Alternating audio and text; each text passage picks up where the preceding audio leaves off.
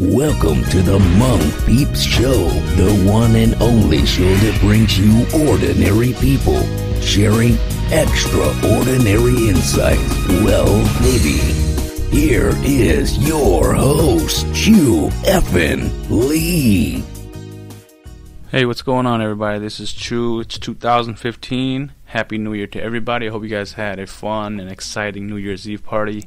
I had an okay time. I spent the time with my brothers, sisters, and my mom. My dad didn't come, but anyway, I had a lot of fun. Everybody was there safe, had a lot of fun, and they went home safe, so that's what's most important.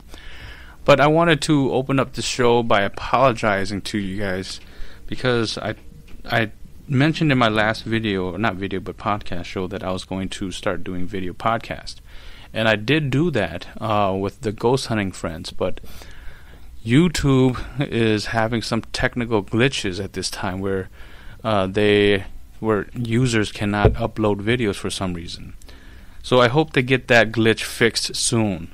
And for the time being, what I'm going to do is I'm going to allow you guys to listen to the audio version of the show with the ghost hunters, and then once they figure the uploading piece out, then I will upload the video so you guys can watch me and the ghost hunters and put some faces to the names. But if you choose not to, that's fine too. So I want to apologize for that, and I want to apologize to the ghost hunting team, the Hmong Paranormal Society. I know I said to you guys we're going to do this in video and it's going to show up as a video, but man, today's Monday, and I spent the entire weekend trying to figure out if it was my computer or was it YouTube. But then after I did some digging and some research, a lot of people were upset and are upset because they can't upload their videos to their YouTube channel. So my hands are tied at this point. Hopefully they will get that fixed soon, as I said earlier, and then if they can't get that fixed soon, then what I'm going to start doing is continue to do these podcasts in audio format until they fix the upload glitch. Okay, so I'm going to let you guys listen to the audio podcast of me and the Hmong Paranormal Society. It was a fun time. I want to thank the guys and the girl that came out. I had a lot of fun, so hopefully we can do this again. So without any further delay, here's the show. Enjoy. Today I'm very excited because I have a few people here at my awesome studio. And you guys, please don't give them too much detail about what you guys see, okay? But yeah, these are Hmong ghost hunters, and you can find them at the Hmong Paranormal Society on Facebook. So if you can just search that on the Facebook search bar, you can find them. And we're gonna just have a fun discussion about their experiences with paranormal activity and paranormal investigation. So without any further ado, here are the guys and one girl. There they go. Yes. Alright, so go ahead and just introduce yourselves. Alright, my name's Danny. I'm one of the investigators for this group. I am Chewy Lee. I just hang out. I'm Chia Lee. I'm his wife and a member of this group. I'm Jason, and I am a friend of everyone here. All right. So we're not going to have like a formal style interview. Mm-hmm. I just think that's kind of boring, so I'd rather just have like a little hangout discussion, and I'm going to probably end up putting this away in a little bit. How about right now, because it's getting hot. So tell me a little bit about your group and how did you guys come to do this whole paranormal investigation thing? Who wants to take the first stab at this? Yeah.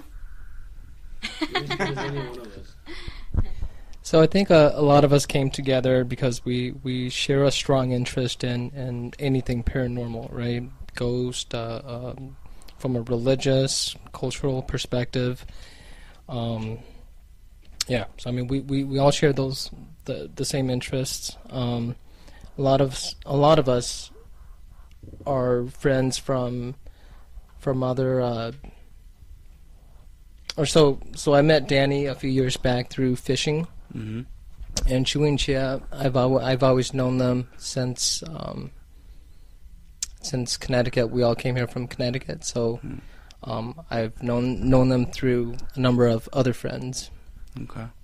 And so I started Hmong Paranormal Society to just kind of gather or keep folks that shares the same interest, together. And part of it is I want it to be very objective, right? I didn't want it to be I didn't want it to be like Hmong ghost stories. I don't know if you guys are familiar with that group.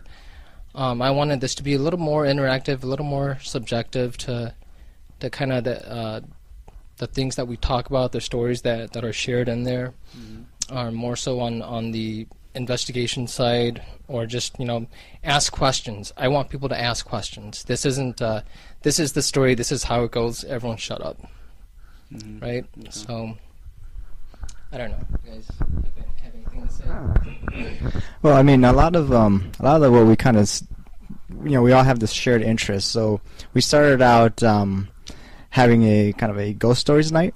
So we all kind of met, and we'd all kind of go through each other's experiences, and we would get a good. It was entertaining, and it was kind of therapeutic for some people, and it was just very interesting.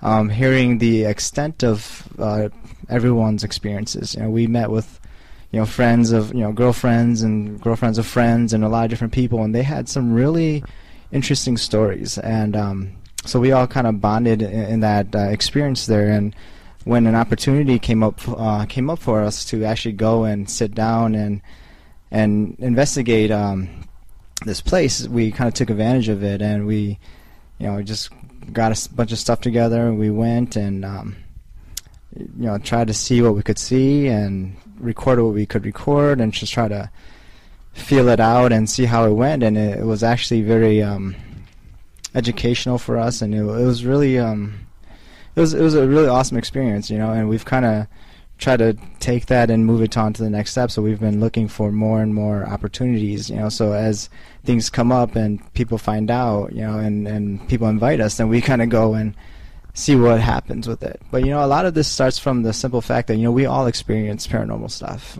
We all have our own stories, and some of us more than others, and some of us, our experiences are very, very mundane, and some of us want to see if there's something really out there. We want to see if what everyone is saying that they're seeing, if we can see it. Well, based on that, it is strictly curiosity that gets the best of us. I've personally had my own experiences. I know Chia has had her own experience as well. On the other hand, we have guys over here like Jason and Chewy who haven't had experiences and want to really put the nail in the coffin to say this is something that we were able to witness together as paranormal. So when we listen to stories, we listen to claims, we want to go and see if we can find out if these claims are for real, or if they're just made up stories, or they just might be in the figment of someone's imagination. So we take into consideration all aspects of it. I mean, my experiences span from seeing shadow figures to actually speaking to a couple entities looking for someone else. And at the moment when that happened, it just seemed so natural that it wasn't anything out of the normal until you came to and realized that, wait, there's no one else in the house here but me. So we go forth and we try to investigate as much as we can. Unfortunately, the leads that we've had are far and few in between, because like you said, a lot of people are really scared to open up a place for us to come investigate, because that might put them in harm's way, or it might anger the entities that are there, or it might stir, what's that? Or confirm their fears. So, I mean, it spans from the positive to the negative, and every aspect in between. So, I know some people have seen it, or I should say, have experienced the paranormal, but are less inclined to believe that is what they saw. Mm-hmm. And then you have people who are dead set on what they saw, and then you have people who don't see anything at all. And so you have the whole spectrum that we'd like to research and look into. Mm-hmm. And that's pretty much what got us all together. And again, as Chewy said, we did have one opportunity that we jumped on right away. And we didn't capture much as far as evidence. We did have a lot of personal experiences of what one person's perspective was versus another's perspective. And we did capture one piece of evidence on video. It was more along the lines of a game camera. Mm-hmm. I'm pretty sure you're familiar with that. Yeah. Mm-hmm. So we did capture something there that was undefined. We can't say if it was created naturally, if it was a paranormal experience, or if it was something actually physical there. Can you give a little bit more detail of what it was? I can actually forward you a piece of that. Yeah, but can you do that? just for the viewers, Yeah. I had set up a trail camera in a position of an area of the bar where they have claimed to see an entity that would stand there and just observe the crowd. Uh-huh. So within that area, I think it was a span between 7 to 10 seconds where there was a ectoplasm or a fog mist type figure or something that was there that hovered for at least 7 to 10 seconds. Mm-hmm. So for something to give off light and hang out there, we couldn't explain what that was. So But it lasted for 7 to 10 seconds? You said? 7 to 10 Wow, seconds. That's pretty long. And it was enough substance to trigger this trail camera because Right. for people who don't know what a trail camera is, it's basically a camera set up for mainly deer hunting. And you can have this set on burst shots of 3, 5, or 7 shots depending on your camera's capability, and it's triggered by motion. If a branch wiggles in front of this camera, it will set it off. Mm-hmm. Anything with a solid substance will be able to set this camera off. But to my disbelief, it gave off a light source, and it hung around for at least 10 seconds. So we couldn't determine if that was paranormal, if it was something physical in this world. I mean, it could have been a bat flying around that kind of trailed off into the camera. We don't know. So would it be safe to say that Jason and Chewy, you guys would say it was a bat? You guys would be more of that argument because are you guys coming into this more as skeptics or how are you guys coming into this? Because one of the things I wanted to ask all of you is, what's your approach? Do you guys come in to prove that there's something there, or do you guys come in to debunk and have a rational explanation of what people are experiencing? Or I think how do you guys do ideally we would like to debunk first because we don't want to just jump to conclusions and just start saying that it's this or it's that, especially when we don't know. I personally like to, I always say you don't know until you know. And there's just so many things that we don't know out there. It's hard to just say, oh, just because we don't know, then it must be this. Just because we don't know what happened, then it must be this. And we want to stay away from that. But Jason and I are more of the skeptics than anything. But to be honest, I think my wife is also a big skeptic, and she does a lot more research and a lot more. I guess critical thinking from that aspect than I do. I'm kind of more of an emotional person, but I guess until a ghost comes out and stands in front of me and says "boo," it's going to be very hard for me to say it was a ghost. Even though my own experiences, I've had one experience where I saw this green floating orb floating in my room, and I have no way to describe it. But I was also super tired in the middle of the night, super groggy, so I don't know what it was. But that's the only real paranormal thing that I would ever say that really happened to me that I could really look at and be like, wow, that was just super weird. But I mean, we try to look at all aspects of it, everything. Obviously we want to try to be as I guess the terminology that I like to stick with is critical thinking. You want to be objective, and you want to be really critical about what happened because perception is everything. If you don't if you're not aware of a air vent that's sitting next to the curtain and it blows the curtains and your first thought is it's a ghost, or your first thought is something happened, then to your perception, yeah, okay, you don't know about the air vent, so you think it's a ghost, and now that's the truth to you. But if someone was going to be critical about it and actually went and looked at the area, you'd find that it was a vent, and you wouldn't be as scared anymore. And part of that comes down to the whole idea of knowledge is power. When you know things, you're not scared anymore. And we don't want to, in this day and age, you don't want to just be scared of everything because you're too scared to go find out what it is. Anything to add, Jason?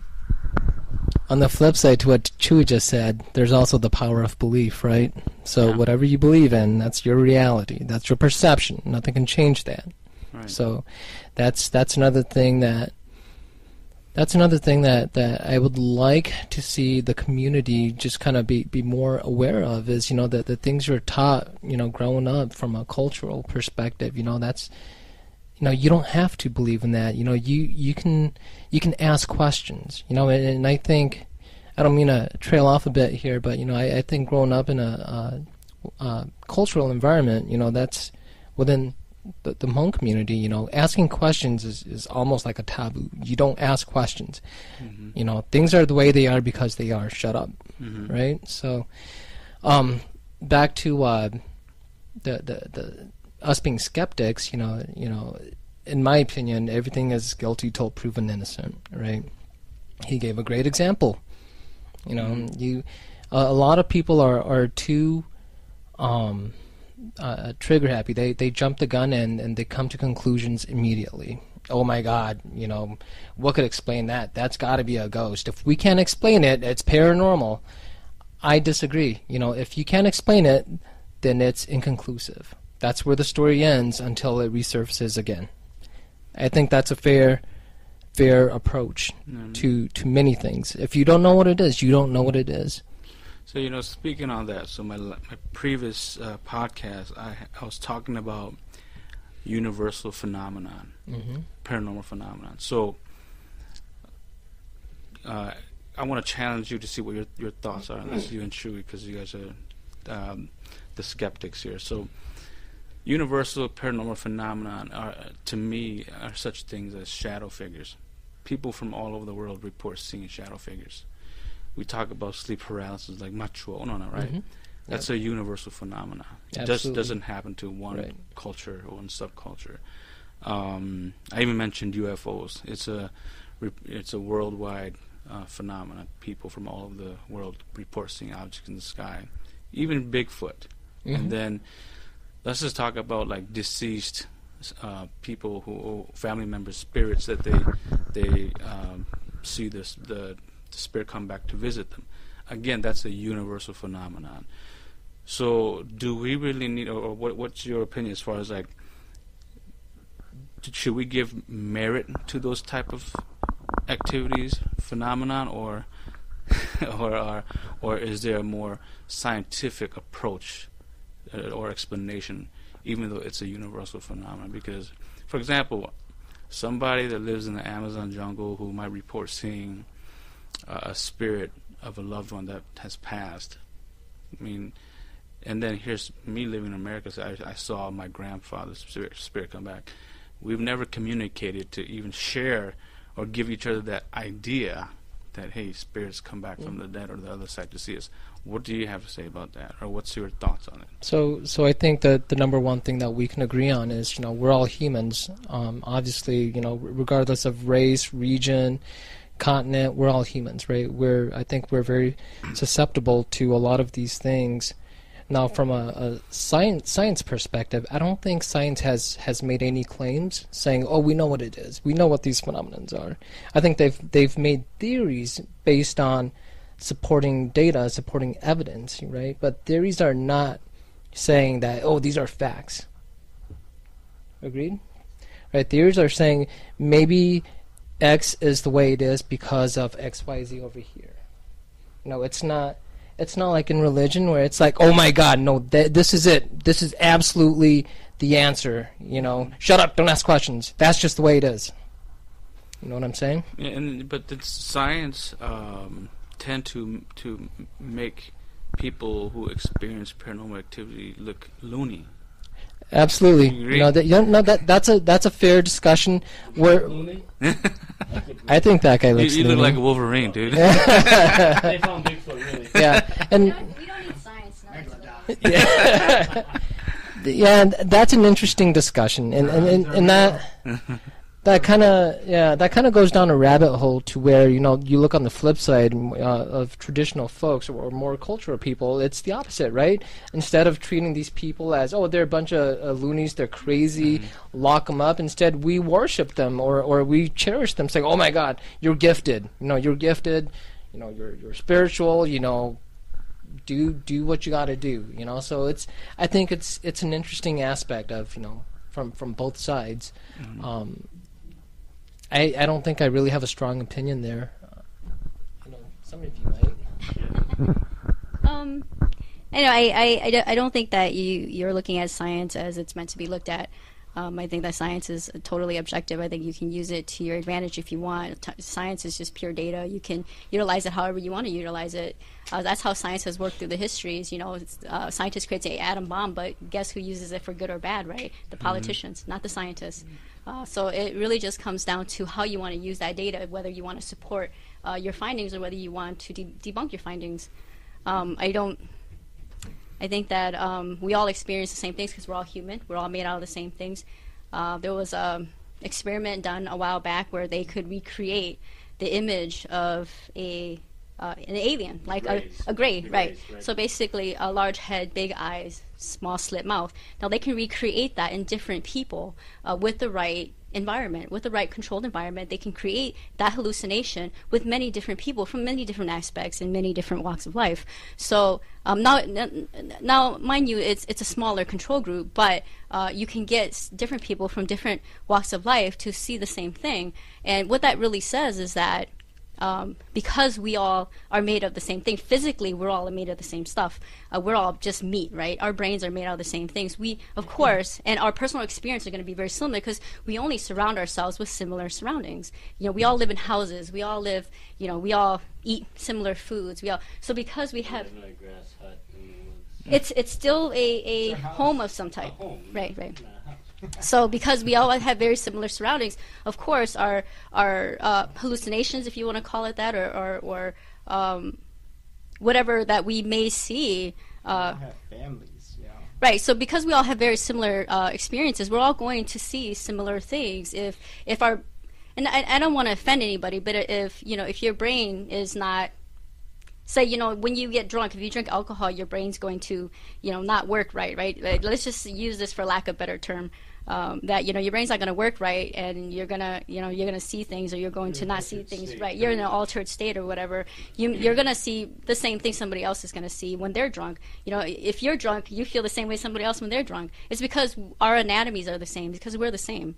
So yes, we're all going, regardless of where in the world you're gonna be. You're going to experience similar things. And when you think about everybody experiencing like their past relatives or seeing ghosts and stuff, when you talk about that, it all comes from your own experiences, right? You've come in contact with that person in some point in your life. Well, your brain takes a recording of that. So, when just like in dreams and stuff, and you see them, your brain is creating that. The only unchanging variable in all of this is your brain.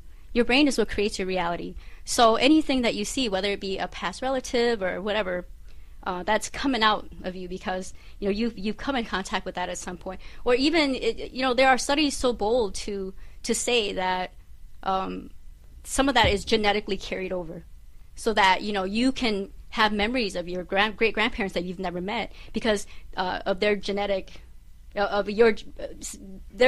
carrying over into you. Now there was a study done a while back about genetics and genetic memory. And that your great grandparents who may have experienced a depression, some of that can be carried into their great grandchildren, and where they can feel those emotions or their personality changes due to the experiences of their ancestors.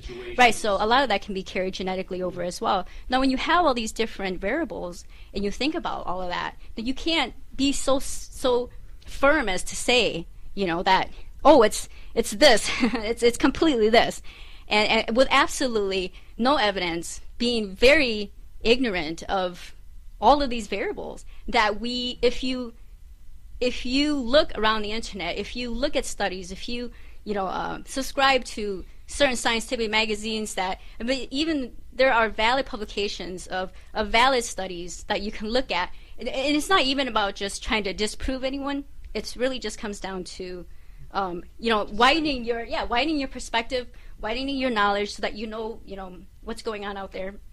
Sorry, but I get a little heated about this because yeah, I get a little heated about this because I think that when we talk to people who are very spiritual or who are very religious, they look at science as kind of the bad guy. It's like, oh, science is out to get us. They're just out to make us look like we're stupid or whatever. And yeah, science is very limited. And right now, paranormal studies and stuff, it's a pseudoscience. Science doesn't respect it. The science community does not respect it because there's no evidence, because there's no fact. And unfortunately, science is about evidence and fact. So it's about reproducible evidence. Right. It's about being able to reproduce something and say, okay, we can get to a point where, yeah, we know that this plus this is going to equal this. And unfortunately, with paranormal activity stuff, we just can't do that. We can't recreate it. We don't have enough evidence to say, every single time, when this occurs and this occurs, this occurs. Like we can't do that.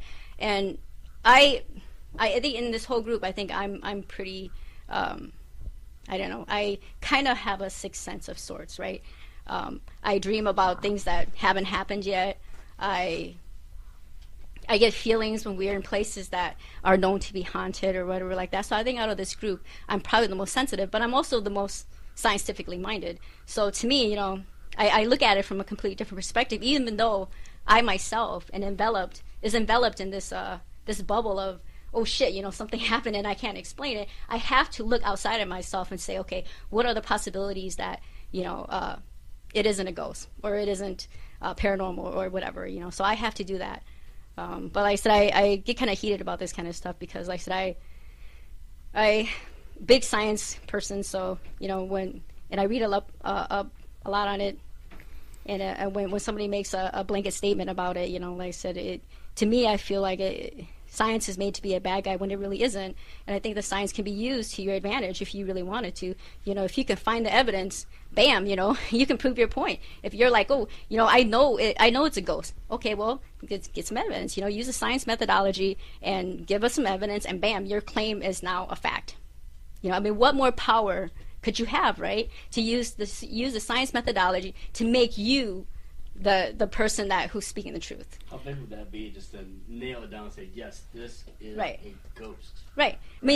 What more could the paranormal community get, right? Mm-hmm. Yeah. What better recognition could they get than to use the science methodology and really make something of themselves and say, see, we weren't lying all along. This shit is real.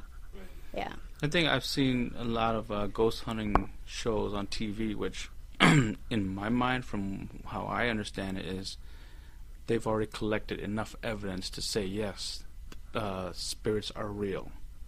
Now, I don't know what science means when they talk about they want evidence. Well, you have to be able to recreate it. So you can catch a picture where you see smoke in it, but can you recreate that? No, you can't. So what's this thing about residual energy, residual activity? But again, that's not a scientific term. That's a paranormal term. That's a spiritual community term. Residual versus intelligent. Right. Hunting. That's a ghost hunting term. That's what the new community of ghost hunters uses. It's a terminology that was put out there by that community. It isn't a scientific term. So science is not even looking in that direction right now. They're more geared towards things that they can prove, things that they can study. They want data they can work with. Right. Mm-hmm. I mean, when you're thinking about a lot of that, science. Think about it. Psychology wasn't even a valid. It was considered a pseudoscience until just a few years ago. Psychology, which I'm sure you consider a valid science now. A lot of the science community didn't consider psychology to be a science. Mm-hmm. It was considered to be an art. Now it's one of the most powerful tools that. Well, I wouldn't say it's the most powerful tool with neuroscience coming along. Neuroscience and neurology. Those two things really now making a big impact right now about how the brain functions. We're remapping the brain. We're learning things about how the brain functions. We can recreate, what people see, how people feel, what people do just by touching parts in their brain. Studying people who have had brain damage, so they've had different parts of their brains that have been damage and how they're seeing things. Now, I'm very susceptible to strokes because I have very high blood pressure. So I could get a stroke at any point. I could go to sleep and wake up and not be able to spell. It could be a very minute artery or vein or something like that that explodes somewhere in my brain or my eye or my mouth or whatever, and it could alter my reality for the rest of my life. Okay, so neurology, neuroscience, that's what they're studying right now. What is the brain capable of? If there's this much damage in the brain, how can it overcome that? How does it overcome it? And how does somebody's reality get altered by it? She has brought up lots of good points. So there's stories of, let's say, a man who was in a very tragic car accident, and after recovery, he starts to see shadow figures or ghosts. That could as well be parts of the brain that are malfunctioning or maybe functioning better than normal. I mean, who's to say that this is paranormal? Maybe it is strictly science. And again, going back to the Greys, the aliens, that they were able to recreate that in a controlled environment. So let's put it into perspective. We walk into someone's house. They say their basement is extremely scary. You walk downstairs. You feel there's someone right on your back just following you. You feel like you're about to be touched. Your skin is, your skin is curling. Your hair is raising up on the back of your neck. That could be the same controlled environment. It's something, what they've come to call a fear cage, where there's lots of electromagnetic energy around by electrical wires in the basement, a high concentration of, fuse boxes in a certain spot, which create this electrostatic energy that you feel walking in. So not a lot of people are accustomed to it or can handle it. That's the same thing as motion sickness. Yeah. But there was this episode of Mythbusters where they set up five buildings, and they did that same type of experiment in one of the buildings to try to see if people would feel that way in that building.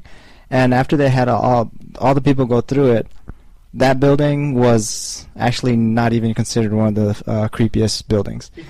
But it was because individuals. No, but the thing was, obviously, using the scientific method, you want to get a statistic, so you want to get a group of people, and out of that group of people that they had, the house, out of the 5 buildings that they had, it was the first one that was deemed most creepy, and their from their observation and their thought was probably because that was the first house that people went into, so that's where it was. The environment was the most different. So as they went to the other buildings, they got used to it.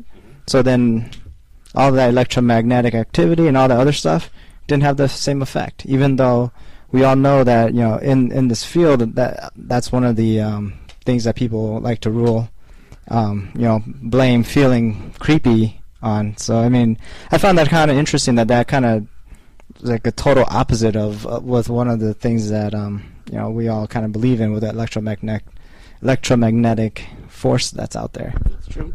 But if you keep it down to one, like I said, one environment where everyone walks through that same area, would it be still considered creepy because they know there's not 3 or 4 other places they have to walk through? So if it was deemed to this one spot, it's all implanted in our heads now because we heard it. We might go in there, we might feel something different, but we definitely, skeptic or not, we all have to step out of our comfort zone, out of our boxes, and really take a look. And it's like, okay, so what is really making me feel this way? I had a really, we all had a really funny experience at another one of our investigations, where we had a friend radio us. He goes, "Oh man, you guys better get up here quick, man! Lots of noise going on right now." And we scrambled up there, and I'm like, "What's it sound like?" He goes, "It sounds like popcorn, like popping." I'm like, okay, so in his mind, this sounded like popcorn popping, okay? And everyone knows that the sound of popcorn popping is like. But couldn't tell me if it was in a metal canister, a plastic canister, if it was just popping in the open. None of that could be deciphered, so we ran up there immediately to find out what was going on. And upon hearing the noise, well, we got up there, and I'm like, "Where's the noise?" He goes, it just died down. Hold on. And it started again. And I looked at him and said, dude, that's just the ice machine going off. The ice is making ice and dropping it into the, the industrial ice makers. So it's just dropping ice into the bin below. I'm like, oh, okay, that's what that was. So, again, I love having skeptics on my team. I love having believers. I'm personally a believer on my end. And we have the skeptics here. But our approach is kind of both, to prove, to disprove, to debunk, and the whole 9 yards. One last touch to what they're talking about. I think it's another thing that molds the way we or controls how we fear things is the media, right? That's extremely. I was going to talk about the media. Yeah, too. That's extremely huge. We all grew up watching Freddy, Nightmare of the 13th, Jason, etc., etc., etc. So Nightmare of the 13th?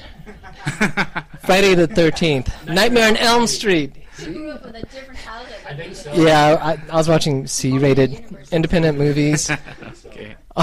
So yeah, I think that plays a huge role in what we relate to, that we fear, right? When you think of basements, it's like universally feared. Why? Because of how they're portrayed in movies, in the media, right?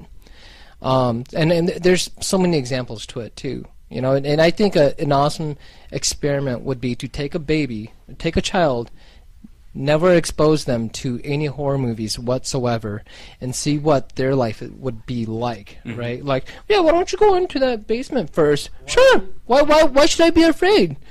I wouldn't know what to say. Like, what's gonna get me? I don't know. It's just dark and scary. But a lot of that stems from media and what they inject into our minds. Yeah. Yes, I mean, and that's valid. Well, I think that's valid. Why would you deprive a baby of horror movies? That's true. I wouldn't dare. Child protection would be involved too. I know, but I'm just saying that would be an interesting experiment, just to prove out that theory, But I mean, besides that, I mean, I think we all agree here that the one fear that would be natural to all of us is the unknown, not knowing what to expect, like being in the dark. When you're in the dark, you can't see, you don't know what's in front of you. There's a difference between startled and fear. Okay, being startled is one thing. Fear to me is, it is part of the unknown. If I'm in the dark, I hear something bang right next to me, I'm gonna get startled. It might make me punch. It might make me run away. I'll turn around real quick to see what it is, even though I'm in the dark. But it does not constitute fear. I'll tell you what makes me scared. I turn the corner, not Jason. If I turn the corner and there's a big dog standing right there just staring at me, I don't know what it's going to do. The unknown is what makes me scared. Is it going to attack? Is it going to walk away? That I don't know. That's what makes me scared. If I turn the corner and, God forbid, there's a ghost standing right there, I would not run away from that. Because it could either be A, a figment of my imagination, B, a different perspective of maybe it's just a hat and a scarf standing there. Or C, it could be just another person standing there. Whether they're sane or insane, it doesn't scare me because I know it's still a human being. So that's, different perspectives, and that's just my 2 cents on fear. Yeah, I want to go back to the media because as Chia was talking very passionately about the scientific approach and how it shouldn't be looked upon as the bad guys. I agree with that because as you were talking about this, and it reminded me about how the media controls what we see on TV. And as science is trying to do good things for pretty much anything and everything that they research, I think the media, whoever controls the media, controls what information gets put out and how it's put out. Because, we look at, as I mentioned earlier before, where I say science kind of looks at people who believes they can see ghosts as loonies. That's how the media portrays them. People that are really, I think the people that are really spiritually gifted, they're not the ones that's trying to market themselves on TV. It's not about profit. They're just very quiet, humble, and they're focused on the spiritual enlightenment. But then science, when you look at these shows on TV, even UFOs and Bigfoot, people that research those things, the researchers are portrayed in a sense where they're loony as well. But I think what they're really trying to do is like what you guys are doing. Let's see the evidence. Let's see, and the evidence will give us information whether or not these things are real. But the media always has some bullshit thing to say about that topic, and it just ruins it for a lot of people. I mean, even as you guys sit here as ghost hunters, I've seen shows where they make fun of ghost hunters, but then because I get defense because I'm into the paranormal activity, paranormal subject, so I get offended, but I get it that they're trying to get ratings and they're trying to get viewers. But you guys are doing an awesome thing, which is to capture evidence, because as a Hmong person, I think I can speak for a lot of you guys out there, we want to see a ghost. We want to see you guys. Right? I don't know what the hell it looks like, but I just hear stories about him. But I look like him. But again, it comes down to not being able to find anything solid, right? And that's why it gets ignored by the science community, because there is nothing solid. And you yourself just said, nobody knows what it looks like. Yeah. Yeah.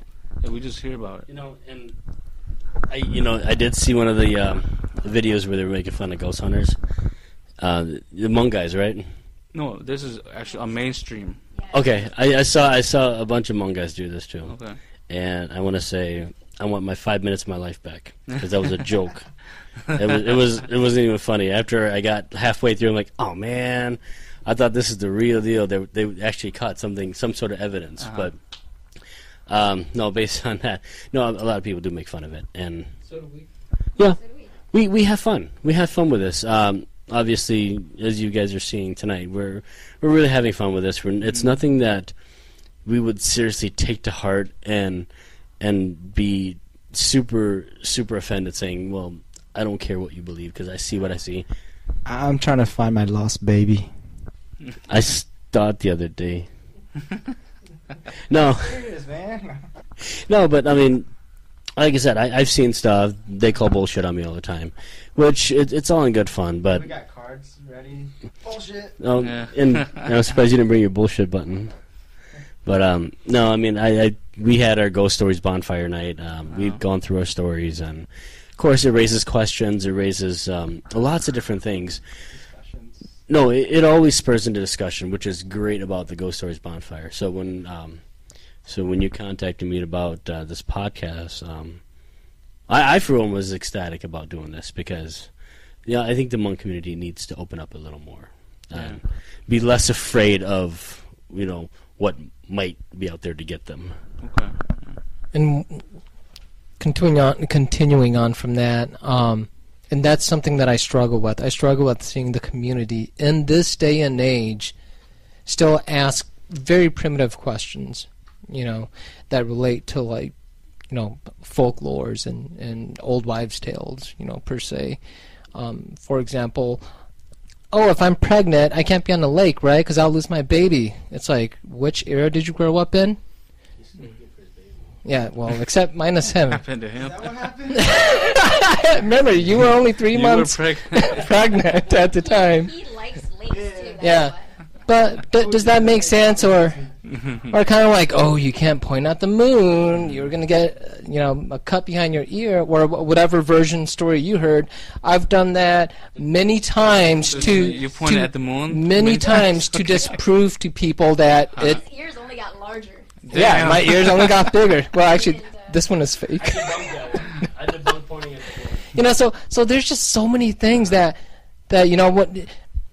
And I say in this day and age, because with the technology we have, the education we have, you have people our age, younger, older, that lives here in the States that are still asking and questioning things that doesn't take a scientist, a genius to figure out. It's just pure common sense. Yeah, it's not rocket surgery. Right? Folklore is folklore. Myth is myth. Right, but it's just how they're not stepping beyond, Right. their their mindset and to say, hey, maybe there's more. It's almost like The Village, the movie The Village, where it's kind of like, no, you can't step beyond the woods or the fence, okay? Bad things are out there and it's going to get you, so just stay here in this town, okay? You know, and that goes back to fear. How do you control things? Fear. How does the government control us? Fear. Yeah. Fear is how you control a lot of things, but I mean... Well, I mean, think about it. If you were in a village, a small village in the jungle, and you want your people to survive, you want your children to not die, you scare them so they stay within the village grounds so they don't get out and get killed or mauled by tigers, right? Mm-hmm. So you have to make up different stories to scare them. Or even just like, you know, the whole, like Jason was talking about, the whole, you know, if you're pregnant, go in the water, things might happen. Well, you know, when a woman is pregnant, her uterus is kind of open to and susceptible to bacteria, germs, and stuff like that. So, you know, and water in those kinds of jungles isn't exactly clean. You're talking about lots of bacteria, viruses, germs, and stuff. We're just talking about being, like, even being on a boat. Oh, out in the water. Well, I mean, from what I understand, from what I heard is that, you know, a woman doesn't want to go like into the water, like, but people, of course, people are going to be super extra cautious about those things. When you live in a very dangerous environment, you want to make sure that everybody is super cautious because you want your village to survive. You want your children to grow up so they can have more children. Now that's the sole goal of just any species, right? Is to survive.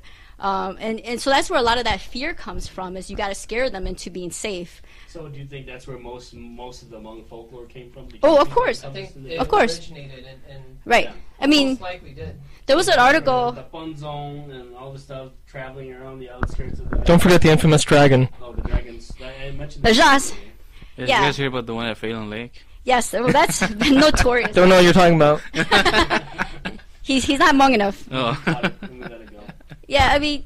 And that's an interesting one because we spend a lot of time on the waters because we fish a lot, and so there's a lot to be said about that and that belief behind dragons. We might have filleted and ate it.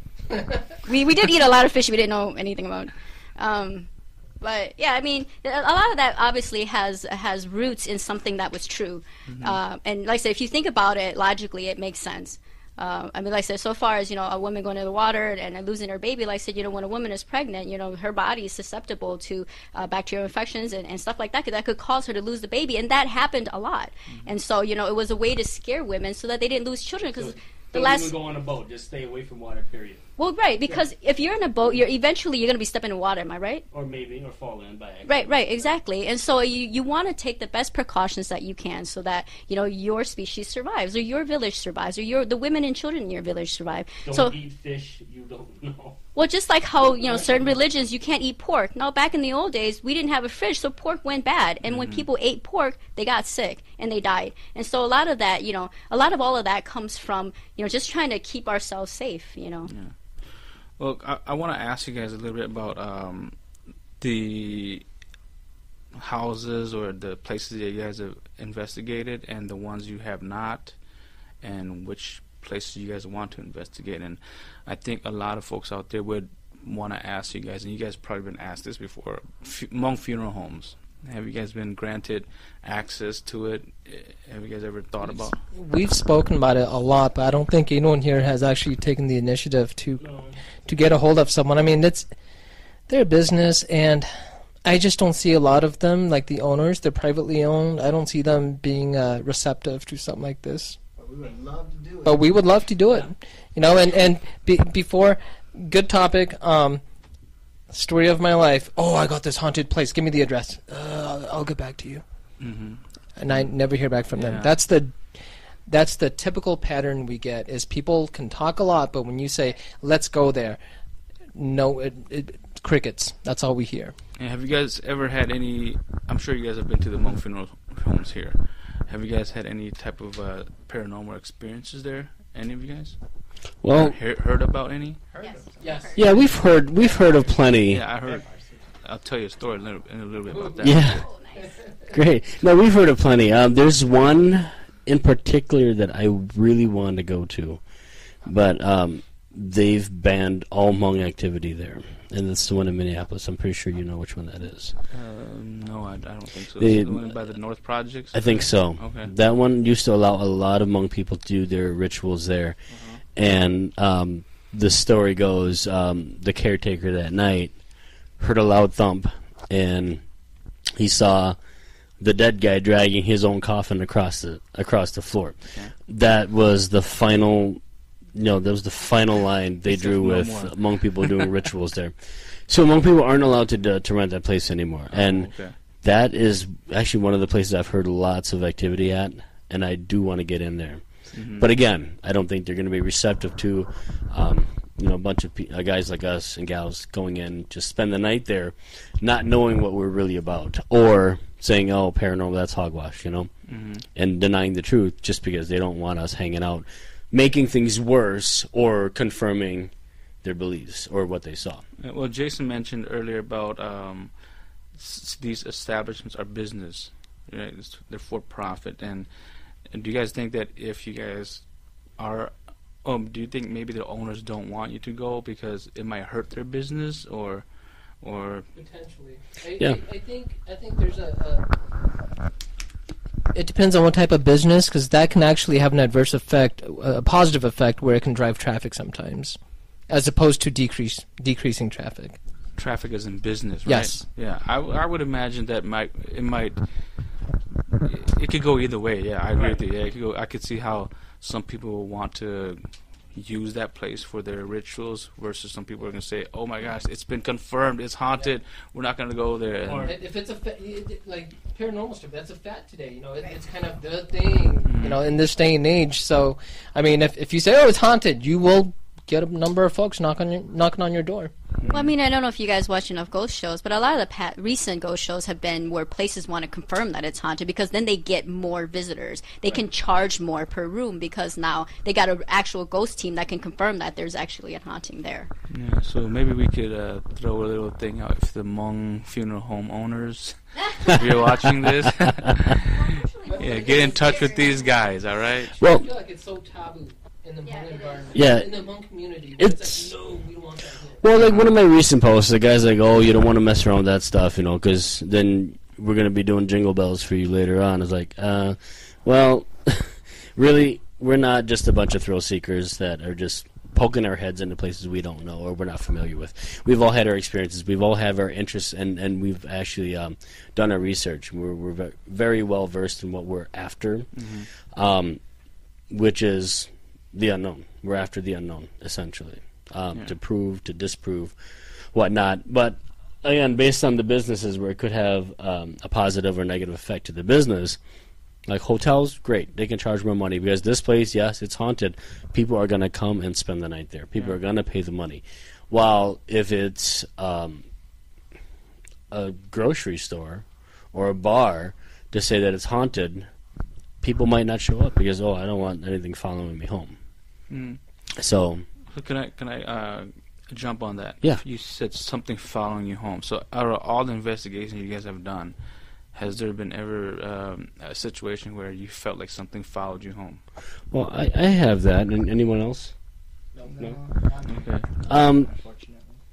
No, there's This guy been really wants something to follow. This guy. I'm looking, man.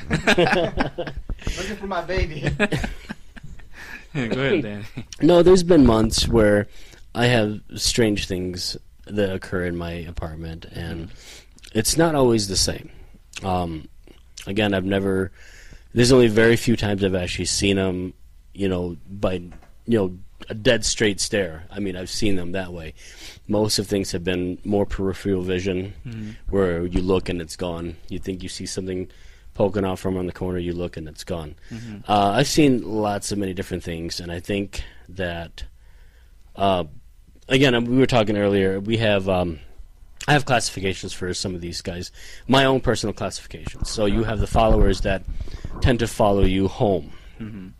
You have ones that I call travelers that, let's say your house here, they happen to just pass through and I have a lot of that here. yeah, and maybe stay for a while. So you're familiar with what I'm talking about. Stay for a while and then leave.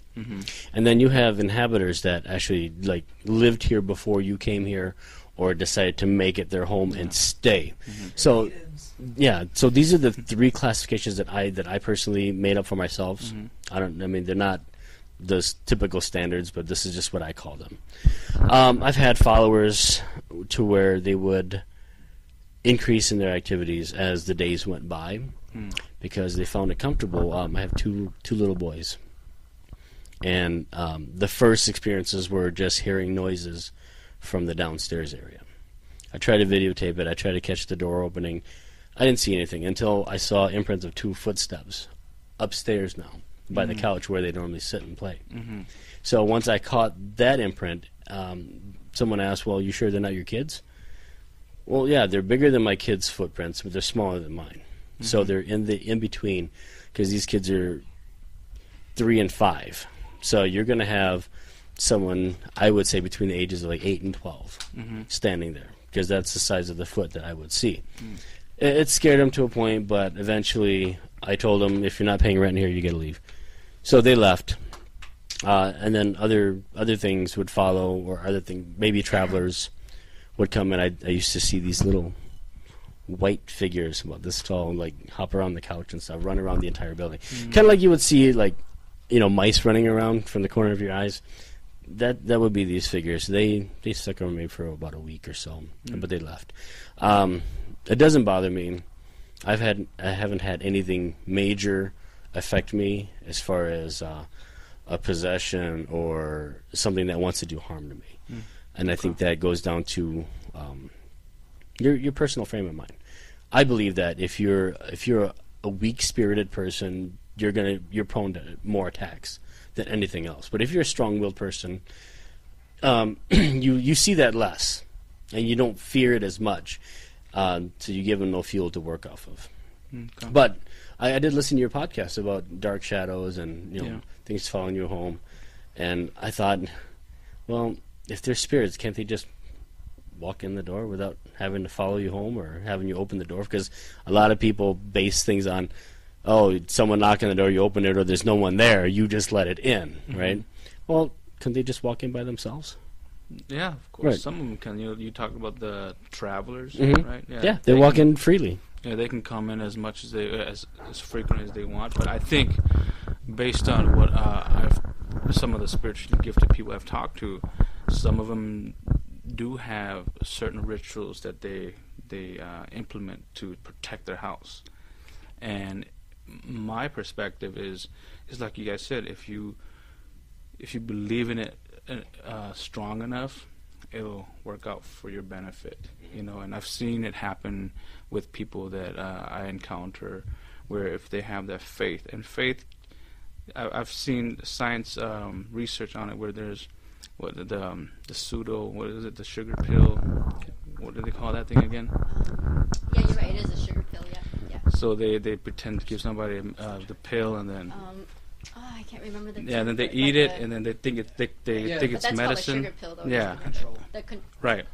So I do see how that might play a role in some of people's spiritual experiences, but again, personally, from my experiences, I do believe that there are certain things people can do to protect the house from dark entities from entering.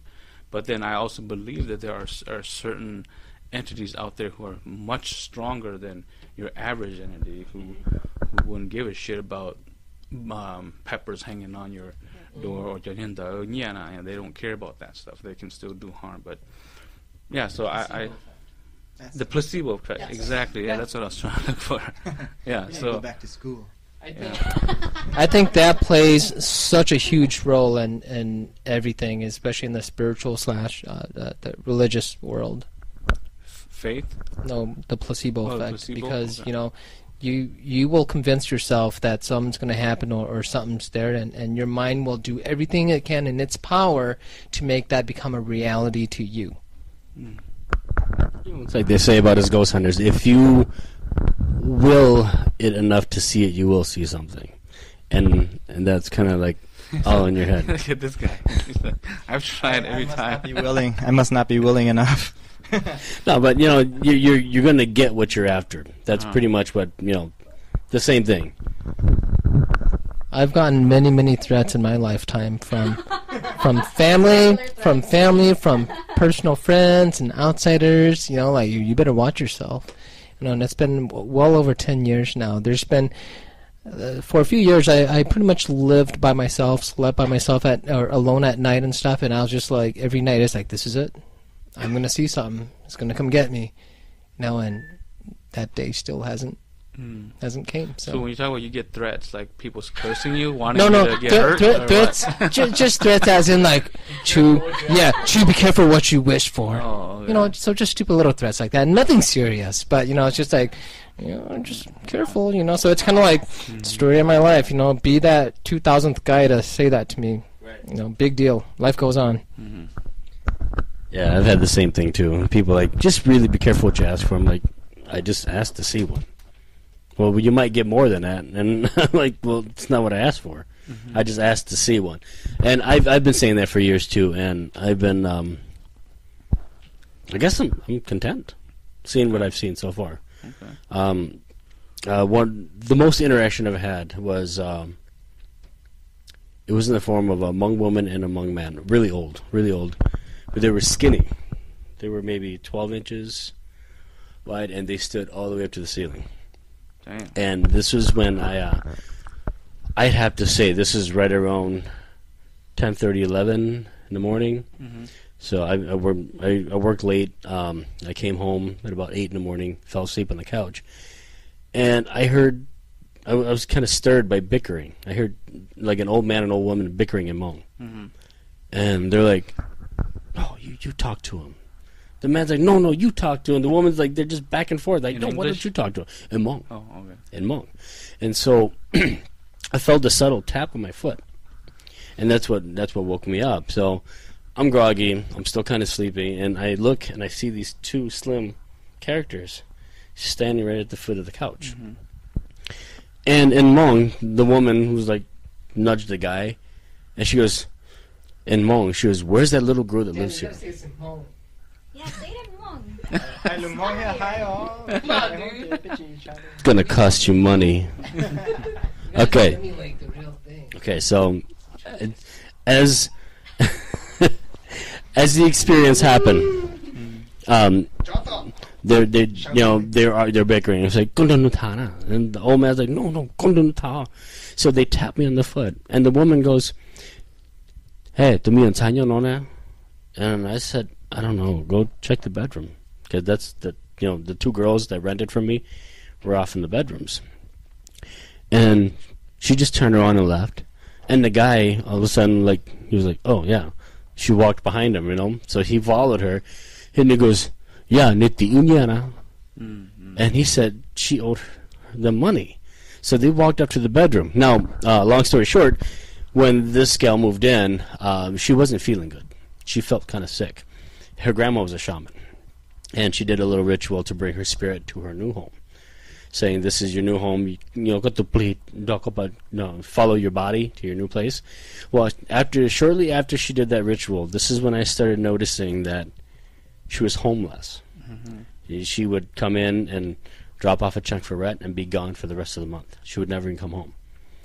And after these two spirits came in looking for her, that got the best of my curiosity. So I went to her bedroom, and mind you, this was summer. It was 75, 80 degrees everywhere, except for her room. Her room was near 50 degrees. It was cold. And my room is just adjacent from hers. So I go in there, I'm being the investigator that I am, I'm unplugging all the vents. I'm taking all the vents out. I'm checking the temperature. I'm downstairs. I'm not going through her panty drawer. But I went to the night before. Stop busting me out. Panty hunter. So I went to the basement. I checked all the air ducts. I made sure that they were clean, they were running, they were functioning properly. But I couldn't figure out why her room was so cold until one day I came home. I flopped down on my bed, and as I looked over, this is the one I saw, on a dead stare. I looked over to her room, and I witnessed a shadow about 4 feet by 4 feet just duck around the corner and take off out the hallway. Mm-hmm. This is when I got really angry. I stood up, I chased it out into the hallway, and I couldn't see it. So I called her grandmother, and I said, yeah, when you did that thing at the house here, well, it brought in 3 others. She goes, oh. I'm like, yeah, so do you need to come back and do something? And she's like, no, go ahead, go look by some. No, I'm imitating her voice, so I don't really sound like that. She's like, no, you just tell him to go. I'm like, it's that easy. She goes, yeah, you just tell him, leave. You don't belong here. You can do that too and get paid. I know, and I didn't get paid for this one. So, essentially, right after I hung up with her, I walked in that room, and I said, hey, you don't belong here. You need to go. You're pissing me off. I don't want you here. And almost instantaneously, the room started to warm up. Now, That's interesting. yeah, and so now I leave. I go to work. This is maybe a few days later. I come home to find my roommate at home, cooking, eating something. And I just kind of looked at her. I'm like, is everything okay? She's like, yeah, everything's fine. What are you talking about? I'm like, okay, we need to sit and talk. So I talked to her, and I said, look, you've been gone for months. You've been dropping off rent. I know why you haven't been home. It's not because she was missing panties. And she says, well, what's that? I'm like, well, whatever was here, I told it to leave. And then her eyes basically widened. She goes, you knew about that? I'm like, well, I found out about it, and I told it to leave. So it's comfortable. You can stay home now. You don't have to feel like you have to leave your room because of all this stuff going on. So that eventually brought her back home. And so with that was my my biggest and best experience ever. This is where we would call bullshit. Yeah, because they haven't personally experienced it. It sounds outlandish. It sounds, like a story that was fit for a movie screen. But this is really what happened, and this is after many, many, many years of asking to see something. This is what finally came to me. So idle threats of oh, be careful what you ask for. They might come haunt you, and they're gonna come sit on your chest and choke you out in the middle of the night and things like that. This is actually quite refreshing to me to have this. So, I mean, based on Hmong people and their threats about bonzong, and don't go searching for them, or be careful, they're gonna come haunt you and things like that. I think that's just their fear playing to their beliefs.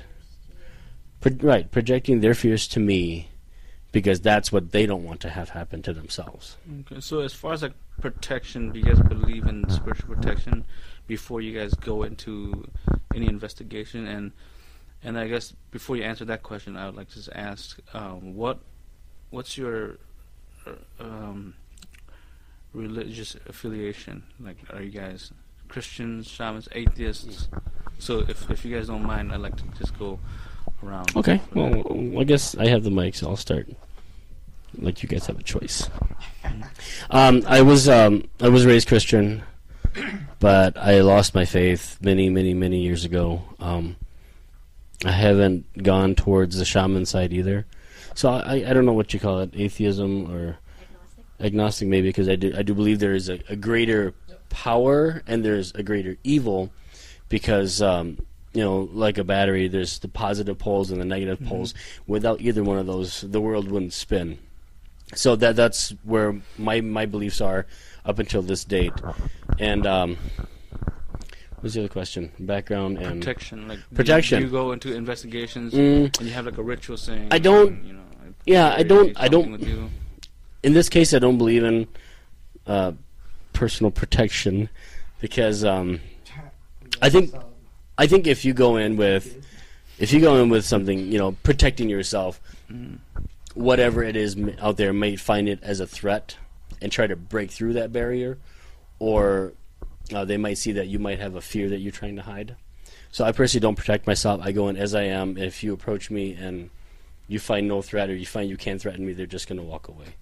And if you do try to harm me, then, well, I have my video camera rolling. I have my tape recorder rolling. Hopefully I capture any of this, and I'm not opening myself to capturing physical attacks of any kind, but I don't want to put up a barrier to where it might deter me from finding that capturing that evidence. Okay. Yeah, my dad's a shaman, so I grew up in a shaman family, doing a lot of that stuff with my parents. But I never found it there was never anything for me. I help them out from a manual labor standpoint. I'm just there to hold the table. I'm here to chop up meat. I'm just here to do what you tell me to do. But from a spiritual standpoint, I'm very not spiritual at all. So it, and I really don't believe in any kind of higher power or anything. I believe people are bitches and people can be great, and everything's random. There's just so much out there that can be, and everything in between.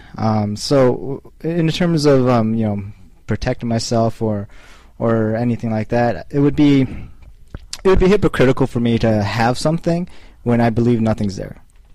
Yeah. So it would be hypocritical for me to do something to protect myself from something I don't believe in. Mm-hmm. So I don't do anything. I just put my underwear on.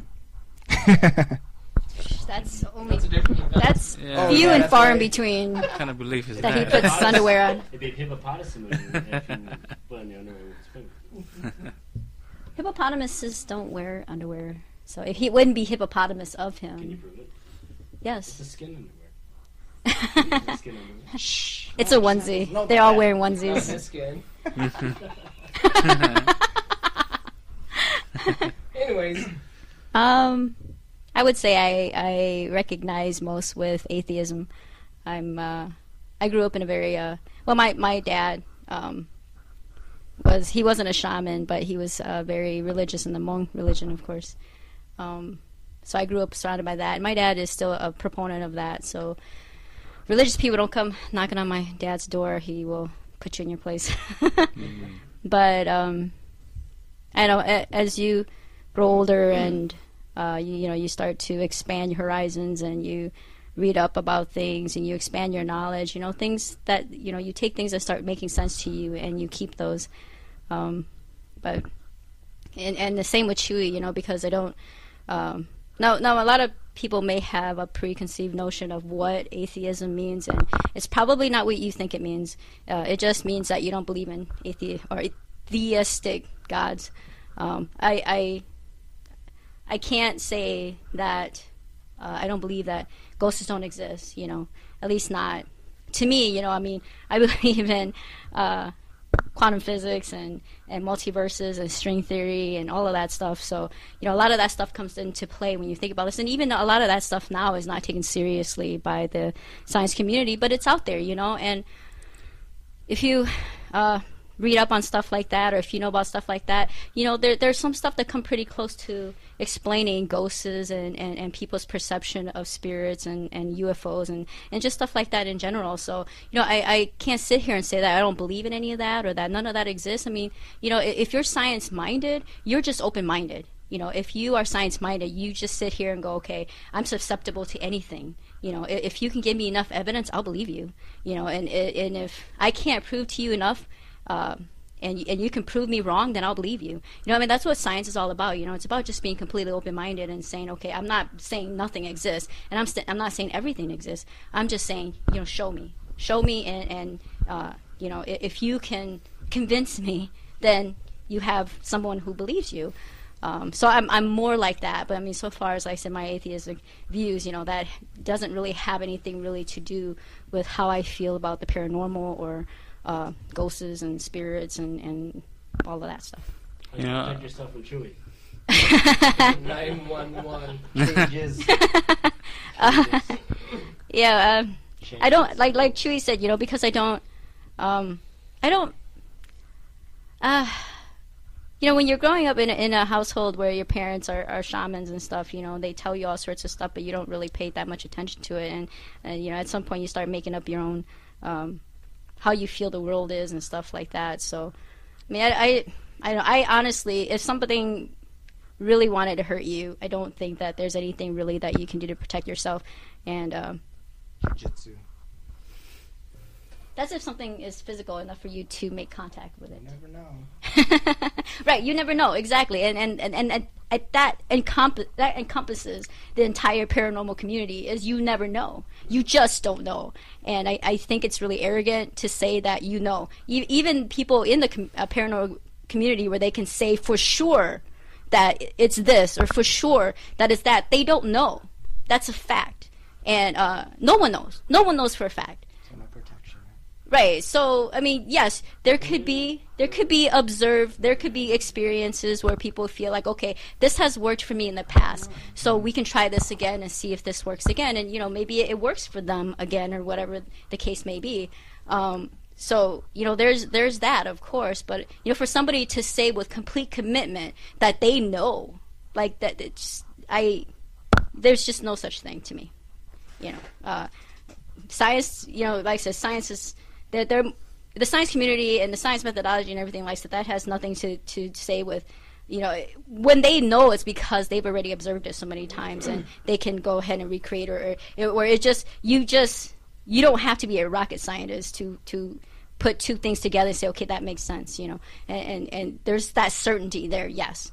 But when you talk about the paranormal community, there is no certainty. There just isn't. You can see, an alien one day and then not see him again for another couple months. You can't recreate it, and you can't say for sure that he's going to come again. There's always uncertainty. There's always uncertainty in the paranormal community. So, I'd like to say something about when you mentioned being an atheist and how some people have misconception of what it all entails.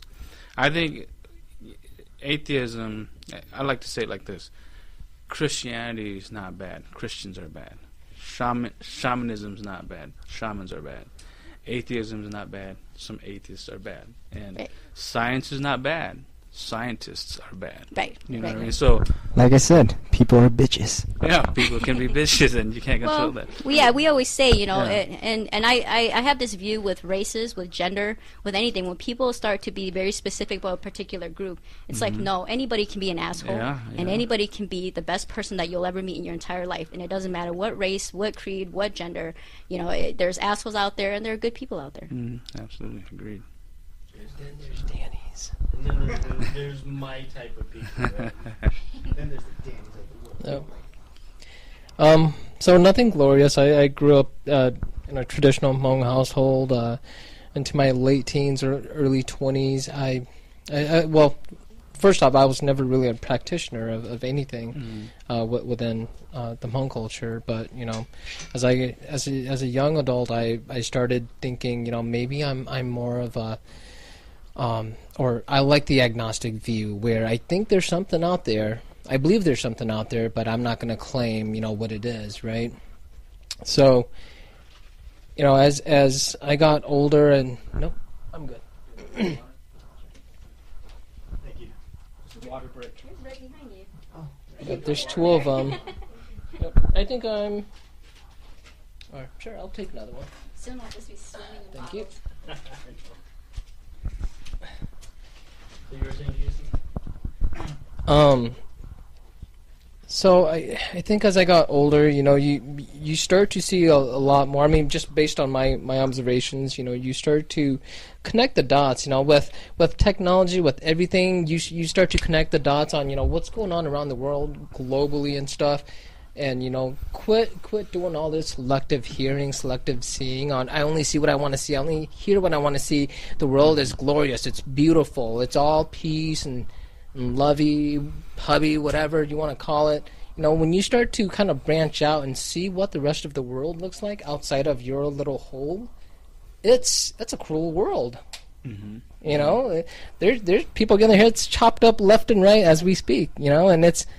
And you start to realize that you need to realize that it's our world today is what the media created for us. It's the education, the media. There's so many things that's kind of controlling what we see, what we hear. But with technology, with the internet, with so many different sources, you can start to expand and see what the world is really like. And I think once you start to connect a lot of those dots, you start to realize that maybe there really isn't anything. I mean, we're just, at the end of the day, we're all just a bunch of animals. We're just more intelligent than others. And it's kind of like that cartoon show, The Brain and whatever, where everyone's just trying to take over the world. It's all about control, power, money, politics. In the brain? Yeah, where they're always trying to take over the world, right? And or the brain. And it's like, wake up. It's almost like the Matrix, where it's like, wake up, there's, or you could take the red pill, was it right, and just live this dreamy world of life is great. It was Vicks 44. The blue pill was Dayquil. The red Dayquil. is Sudafed. Yeah, so I mean, with all that said, you know, it's I see myself more as an atheist now, to where it's kind of like, you know, there's really nothing out there. You know, everything is just a belief. And like Chewy said, there's a lot of things that are random, and we can't explain anything, you know. And I don't claim to know the answer to everything, you know, but I can tell you, you know, what's inconclusive and what's not. You know, I could say, hey, look, this is a rock. I can touch it, I can bite it, I can smell it. Why would you bite a rock? He's bitten it before. I've done it before. You know, and where it's things that are tangible versus, you know, things that are just imaginary. You know, because in reality, that's all it really is. You know, unless you can recreate it. You know, aside from that, you know, you don't really have anything. So to echo what Chewy and Ches said about protection, you know, I think that kind of defeats the purpose of going into an investigation. Yeah. You know, it's kind of like, I'm going to go into R2. Oh, no, that's a bad example. But, you know, it kind of defeats the purpose because you're there because you want to see activity. Right. If you're going there with the mindset of, I must protect myself from these things, that alone, in my opinion, is basically you're validating them, saying, yep, you guys are real.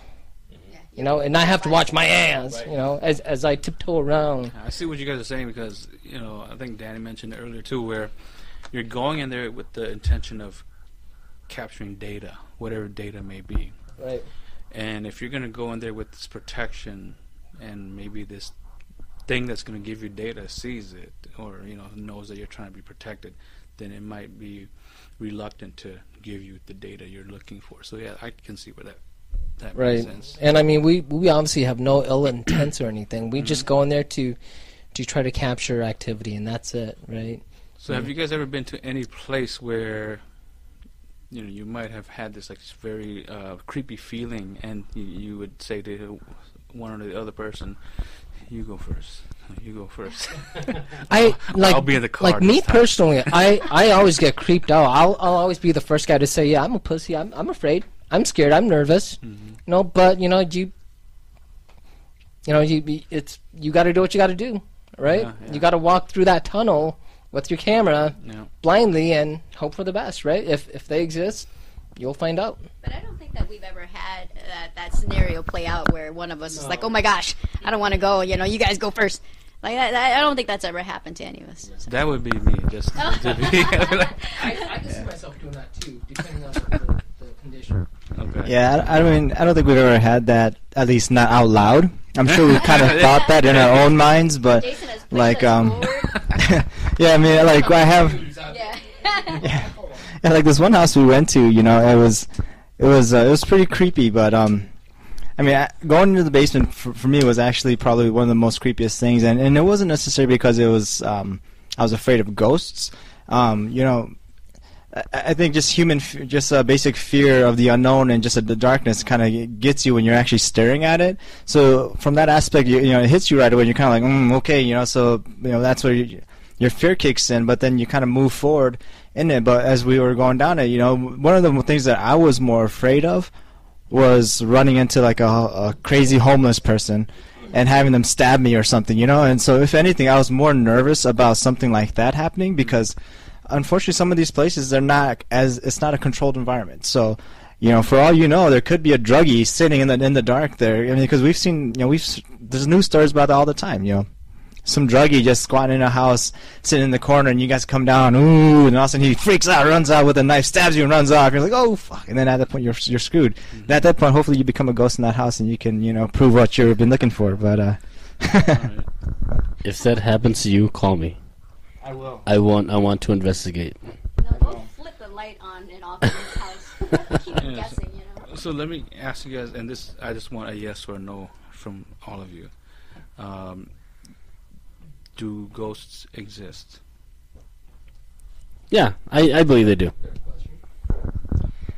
I think the possibility is there, but And this is based on your experience of, My of experience. investigating.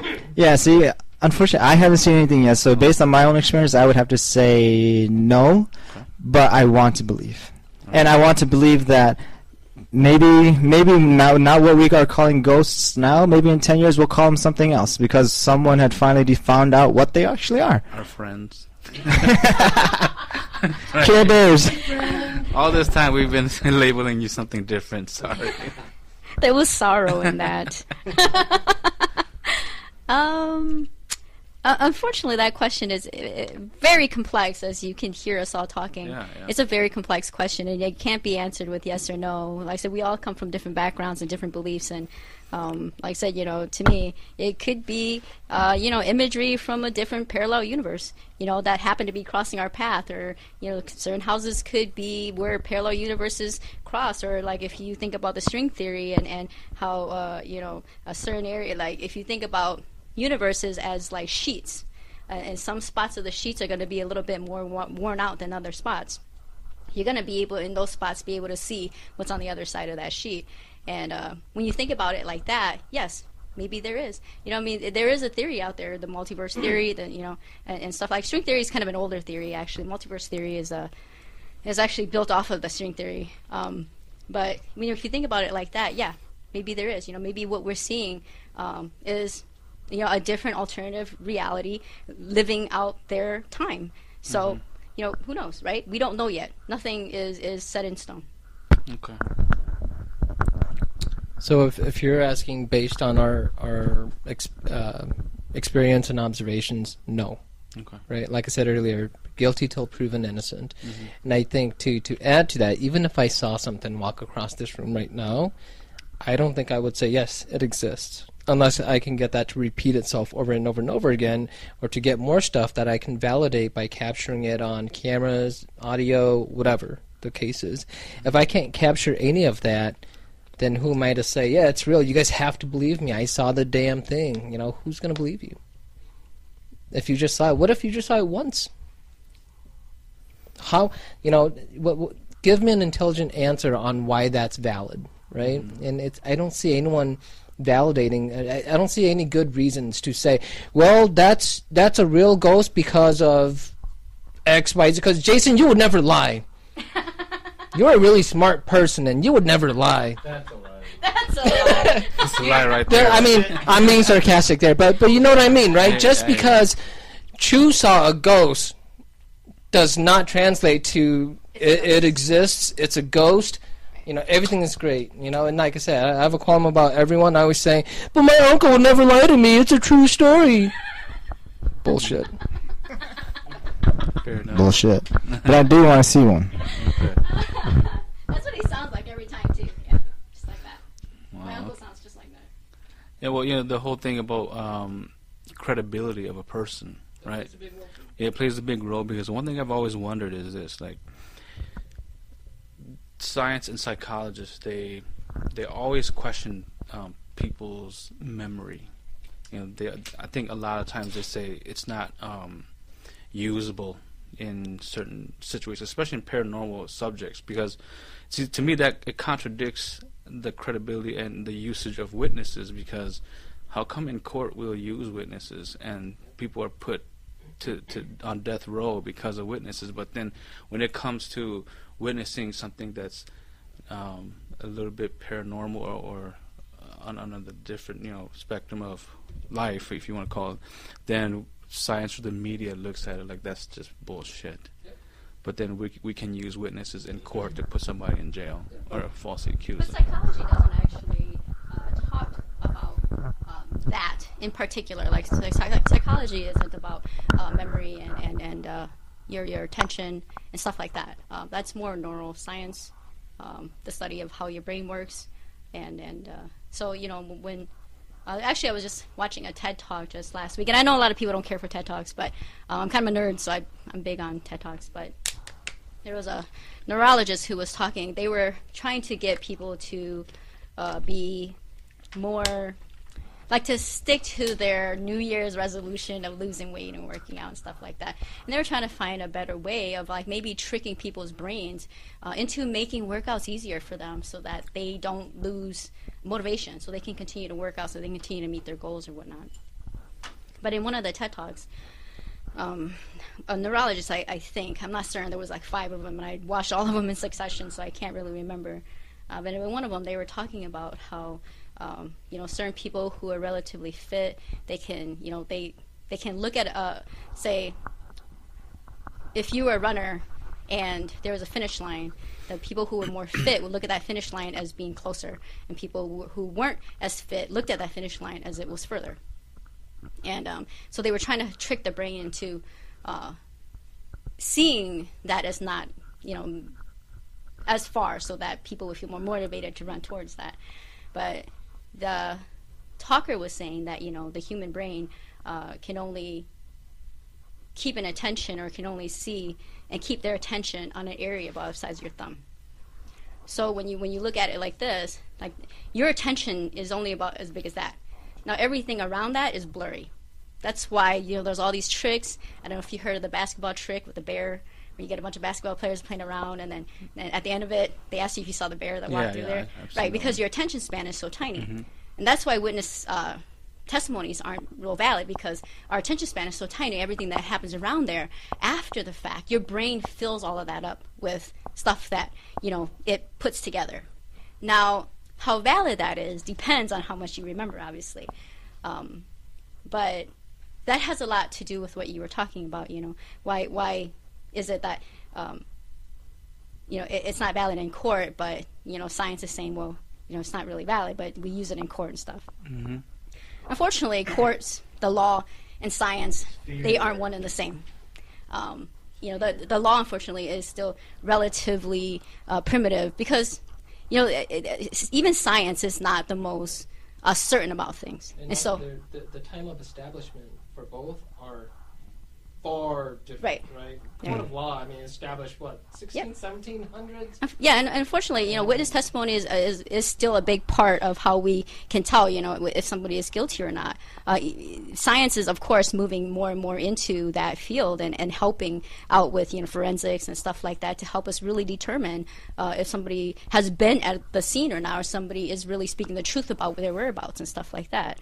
I'm all about the forensic piece. For example, polygraphs, using that in the court of law. But then again, there's that argument of how valid is that data from the polygraph test, if somebody's lying or not. But even the polygraph test, if you really look at it, and what it monitors, it's not advanced enough. Something that would be much better at it would be like an MRI, or something that's much more advanced, with the advancement of neuroscience and technology, and just the study of the human brain and stuff like that. We have different scanners now. We do CAT scans and MRIs and all that stuff. Trish is probably more well versed in that, since she's a nurse and a nurse's assistant. She actually works in a hospital. But with all that new technology now, they can they can look at a coma patient, and they can talk to a coma patient, keep him in an MRI machine, and look at the activity in his brain, and they can get him to respond just by lighting up certain parts of his brain. So they say, okay, let's pretend that you're playing tennis. Okay, so this certain part of their brain lights up, and they say, okay, so when I ask you a question, if it's yes, think about playing tennis, so that that part of your brain lights up, and I'll know that you're saying yes. Now, this is a relatively new thing. It's a relatively new study, and it's really showing the world that people in comas aren't necessarily vegetables, and that they really are still conscious inside. There's just so much in neuroscience right now that can, in a sense, even explain away a lot of these things. So that's why I think I lost track of what I was talking about. Going back to the credibility of witnesses who say they see, Danny, when he talked about he saw these things, and you guys called bullshit on not it. credible. So I think it can be agreed that it's a very flawed method. Right. Yeah, I don't think anyone would argue against that. But even among ourselves, our philosophy, or at least mine and Chewy's, is that if I see it, I'm not going to take my own personal word for it. I want somebody else to see it with me. So it has to be accounted for. So it's going to have to be either me and a camera, or me and Chewy, or me and Jason, or the three of us, or the entire group. If it's just me, then there's going to be other things We're that call bullshit. right.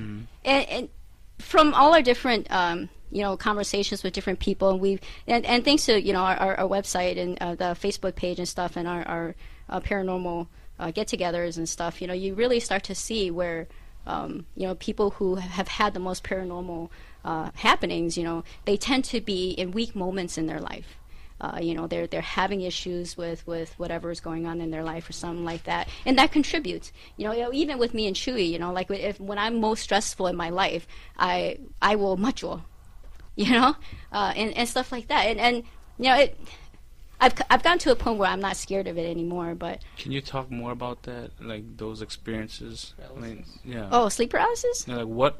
Like, be as detailed as you can as far as, like, from start to end. Like, what do you hear? What are your senses when it's about to happen? I mean, you mentioned about when you're stressed out in life. Yeah. Yep.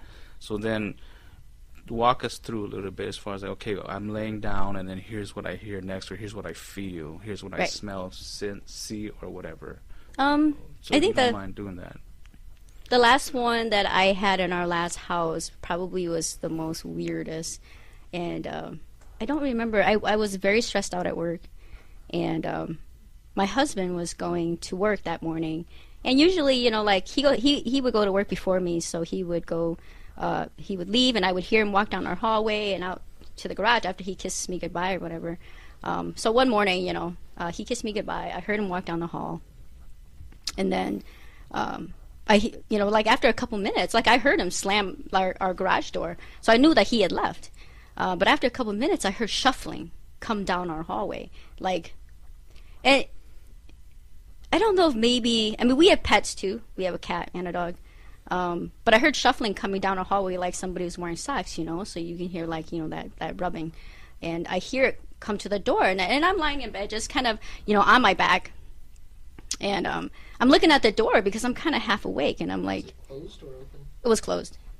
And I was waiting for him to come in, because usually, like, my husband, he's really good about that stuff, because he knows I get spooked out a little bit. Mm-hmm. So he'll, like, knock on the door and open the door and say, honey, it's just me, don't be worried. So I'm sitting there, staring at the door, kind of half awake, and I don't hear anything. I don't hear him opening the door. I don't, nothing. It just stops. And then I hear what would be referred to as an auditory hallucination, which is like you start to feel like it sounds like when speakers rev up, like like like that, like really loud. Yep. No, it's not high pitch. Just rumble? Yeah, it's a low pitch, and you can feel the rumble in your ear, right? So I start to hear that, and then I know that something's going to happen. I just know. And so as I'm sitting there, and that starts to rev up, and then it gets really like it just comes full blown at me. Then it's just like that's all I hear. Mm-hmm. And I'm lying in bed, and then all of a sudden, just right next in my ear, my right ear, I hear a man's voice. Not a man, but like maybe I don't know, early 20s, maybe like sounds. My name is Jeff. But, like I hear this voice of like a young man. He's not Hmong because there's no accent. He's, I know he's Caucasian, and he says, my dad, just like that. And then I'm like, crap, I can't believe this is happening. Mm-hmm. And a part of me is really excited that it was happening because, as a ghost hunter or as somebody who's interested in this stuff, you're like, oh crap, I just hit the jackpot, right? And then another part of me is like, okay, I want to try, in the back of my mind, I was like, I know this is probably sleep paralysis. I'm experiencing auditory hallucinations. So what I need to do is I need to break myself out of this. And it was around the time where I was researching a lot of that. And one of the ways that you can break yourself out of sleep paralysis is if you grind your teeth. And so I'm like, okay, so I'm going to try to grind my teeth. And as this person is still trying to talk to me, mind you, after he said that, just like a few seconds, he kind of stopped, and then he goes again, my dad, like that. And then I was so caught up in it that I turned my head like this, and everything stopped. Mm-hmm. Because I was very conscious that, okay, I think I'm going through one of those things. And like I was excited because I was in the middle of it, and I was experiencing it, and now I can actually get to try, these methods that I have found. And and I broke myself out of it, and I sat right up. And everything stopped, the buzzing, everything. And the house was dead quiet. Well, thanks for sharing. Now, I want to ask about Do you guys know people who have these sleep paralysis almost on a nightly basis? So if you guys know these people, have you guys asked them, can we come record it? Or investigate, whatever you want to call it, or do, but the point is to document it, right? Right. So have you guys ever tried that, or asked that person for permission to do it? This person, it doesn't happen anymore. It doesn't happen to this person anymore. And I don't want to put any names out there, but it happened for a good 14 years, and the only way I found out was he's basically a friend of mine. Spent the night at my house, and I said, "Okay, where do you want to sleep? You got the couch or the bed?" He goes, "Wherever you're sleeping." I would have said the same thing. and I thought it was like, yeah, right. Okay, well then I'll sleep on the couch. You sleep on the bed. He goes, "No, then I sleep on the couch." And I said, "Dude, I've known you for how long now? I've known you for at least 10 years now. Is there something you need to tell me?" And he finally he finally told me the story about his quote unquote little ninja that follows him around. He did. It was a wild night. He ended up let's just say he ended up in jail after a wild night. It was a night in jail, and he even told me stories that this little ninja of his followed him into his jail cell. Damn. It's every night, everywhere he goes, unless he is sleeping right next to somebody else. That's the only way it doesn't happen. And I forgot how he said he got rid of it. I think it was a little Chinese charm that he wears around his neck. But that was the only thing that's able to stop it. And it. Right. It could be. But knowing this guy, he never let in on what was happening. He even told me that protection didn't even stop this thing. So he had a little wooden knife with the red, the red cloth on it under his bed. Even upgraded to a real knife, and this thing was like 20 inches long with the red, rags on it and everything. It still didn't stop this thing. It would laugh at him in his sleep and say, "You think that'll stop me?" He's tied, the pole lights. He's tied it to his wrist and waited for the moment for it to jump on him. He'd turn on the lights. This thing would laugh at him, and it got so bad where he had multiple out-of-bodies experiences with this. He woke up to find himself coming out of his closet laughing at him. Damn. It was that bad. And boom. Astral projection is basically what this is, no, that's not really astral projection. I think he was looking at something else that looked like him. Oh, okay. I Yeah. thought you meant he like No, body and he was seeing it. that was another thing. That was another one. That was the first one was he saw himself coming out of his closet. Like he woke up in bed and he can see the closet. He's coming out like this, laughing at himself from the closet, and then instantaneously he got sat on. Now the astral projection, he did mention that he was looking down on himself, sleeping in bed, and he could see this thing come in from the door and circle around the room and then jump on him. And why have you brought this guy around? I think with a unique individual like that, if you knew more about him, his lifestyle, his personality, and stuff, I think you would uncover a shit ton of stuff that would kind of, things would kind of make sense. Because he would probably, I would guess that he'd be a very, not troubled individual, but he had a lot of things going on. Well, it's not a regular person like Trish, where you would have these experiences. It's usually a unique. It's a unique experience to a unique individual, and there's a lot to back that up, to support that. Well, and I can't really say because I know this guy fairly well, but I can't really say it's what he does that brings him into this. What would make sense if we found comparisons to other people who have, a nightly case of sleep paralysis, and compare all their lives together to see if handle stress differently. Right. Too, so But there's always that variable. right, which we came up with the topic of serial killers. And I said, just about 99.9% want to be caught because of that. But, based on statistics, it could be different, just what you said there. So people could manage stress differently. People have different outlets, inlets. So just because they might have 6 of the same criteria in their lives, plus the number one thing being sleep paralysis every night, I still don't think that's enough to lock it down to say that's a positive effect of what they're doing. So before I lost my train of thought, I was going to say to do an experiment on someone that has sleep paralysis, I think it'd be pretty boring unless we had the right tools to measure. And then it would even be a question of what are we exactly trying to measure? Are we measuring brain waves and trying to interpret that? It would be pretty darn boring just sitting there watching someone, and I mean, I don't think there's a whole lot accomplished. That's just me being ignorant, because we would sit there and look at Danny sleep for 8 hours, and then he'd wake up and be like, "It happened, huh? It happened, huh? Yeah." Then it's like, what? Yeah. What next? Unless you had like all the tools, you had a brain scanner, you were looking at waves, to where you can actually compile data that's readable.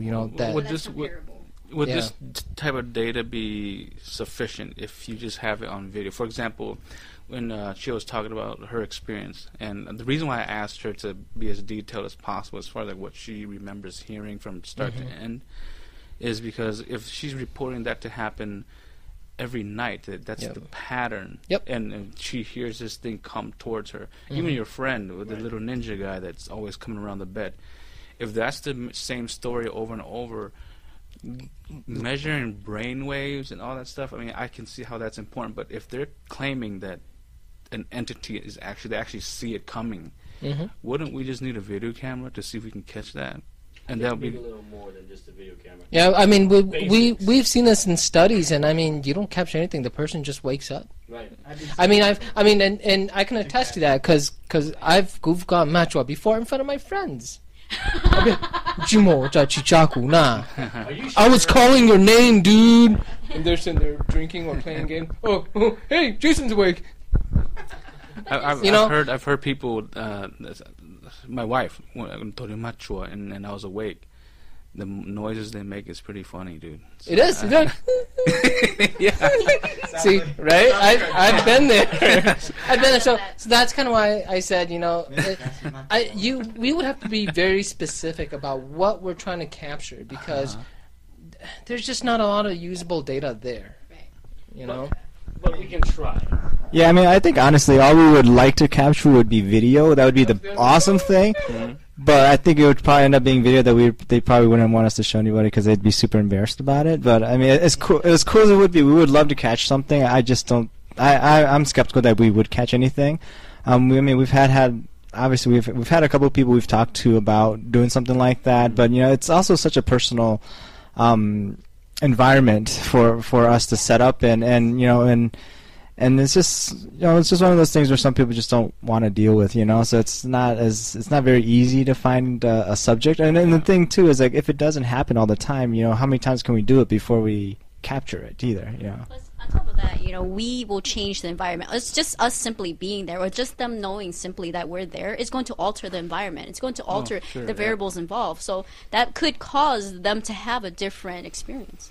Yeah, I mean, when I talk about the brainwave stuff, I mean, like I said, if we have enough on video to see this dark mass or whatever color it is come and do exactly as they reported, we don't need brain scans at that point. That's documentation. But if, as you guys mentioned, if we're there 3 nights in a row, this person, we capture nothing on camera, but they wake up and still saying, "Did you guys see it? It happened to me." I mean, and then I can see where we say, let's go deeper. Let's look into the forensics piece, To me, a very intelligent way of doing it would be to use all the tools available to us today, like brain scanners and stuff, and run it through multiple patients that are experiencing the same thing, and try to correlate all the brain waves and the patterns that you see among them, and see if there's any correlations, any same patterns, among them. But to sit there and capture this girl walking into them, jumping on them, or that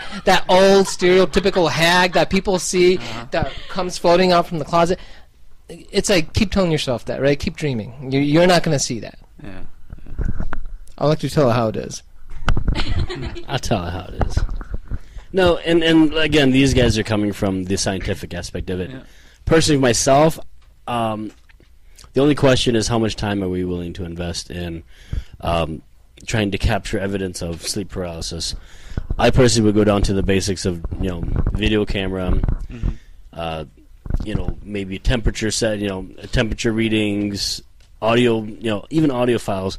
If she claims it comes from the closet, place something in the closet. Right. See if you can hear anything coming from the closet, minus the mice and stuff like that. But, we can definitely decipher scratching noises from mice and squeaks from that versus footsteps. Or temperature changes, the lower half of the room versus the upper half, or vice versa. I would invest the time in doing that, and I would actually pay attention visually, using just straight up common sense to figure out why this person is reacting this way. We just need to find somebody now. Right, but again, it's an extreme situation. Right.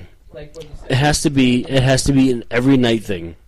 You want to eliminate waste of time. Exactly. Because Yeah, I hear it. Because it betters our chances of getting the reaction that we're looking for versus, sometimes this ghost kind of pops down here and stares at us and goes back up. Sometimes, when I can't tell you how often, a few days. Well, how long are we gonna stay in this place to try and capture a floating head that comes down through your ceiling and looks at you? So we need to find an extreme case of someone having sleep paralysis to where it's almost a guarantee that it's going to happen the night we're there. We don't have to be in the room. We can monitor it from the outside of the room so they can sleep comfortably. Just random pieces of equipment that are left in the room there. But it's the time put in, and it's the frequency that we need to capture this. And I'd rather not duplicate any efforts unless it's an extreme, unique situation like that, because there's been extensive research and studies done around sleep paralysis already. Google will give you so many things from documentaries to lengthy articles and research papers. So, there's a lot of that too. So, and there hasn't been a lot accomplished. On the psychology side and medical side, I think they I forgot if they've captured like anomalies with brainwaves and stuff, but that's as much as you're going to get, and to the general human population, who can't interpret that data, it doesn't really mean much.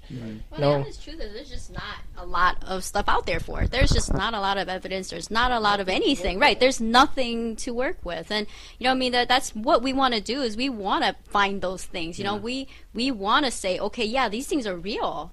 That's I think more than anything, that's our ultimate goal here is to say, okay, you know what, this stuff is real, guys. To lock in something to say it right. exists. We're not out there to just be like, you're lying, this is not true. That's not what we want to do at all. What we want to do is we want to say, yeah, this stuff is real. And you know what, we got evidence to prove that stuff is real. Well, I think we're going to wrap things up. And I enjoyed hearing your perspectives, and I see how, there's two big time skeptics here, or you guys still get along. You guys haven't killed each other yet, so that's good. I hope you guys don't kill each other. And I think that's a very important aspect of a team, because you put each other in check that way. You cross check each other. Yeah. So there's a lot more that I want to cover. Maybe if you guys, let me ask this final question, and then we can talk about, hopefully we can do more shows if you guys all can still come here, and then maybe bring evidence next time and we can show it or play it and discuss about it. And if there's not a whole lot, that's fine, we can talk about other stuff. But what I wanted to ask you guys was, what does it look like for your group for 2015 as far as investigation? Do you guys have things that up? This is my dad, by the way. I don't even know if he knows that we're recording, but he's in the shot now. I hope this is going on too. Yeah, it's going to be posted. Well, doesn't get more informal than that. There you go. As far as 2015 goes, we still have one location lined up that we have yet to investigate. And that's just based on timing issues with the rest of us. If we can lock in a date and time, then we'll be heading out to the cabin. Yeah. I mean, I think a lot of it, we're very selective with what we want to check out. But I mean, if anyone says, hey, I've got a house, it's haunted, you guys want to check it out, please look them up on the Hmong Paranormal Society Facebook page. Contact them, and please be for real about your lead, right? Right. Yeah. Yeah, be genuine, because we're putting a lot of work, time, and effort. Yeah. I mean, money into it with our equipment and stuff too. So I mean, we take it seriously, but I mean, we're good people. We try to have fun with everything, but make it very as educational as possible. Yeah. Well, we were talking about fears, and people always say, and as you saw on the Facebook page, people make empty threats or whatever, or people have this fear, or they'll say, aren't you guys scared or whatever, and there's always this,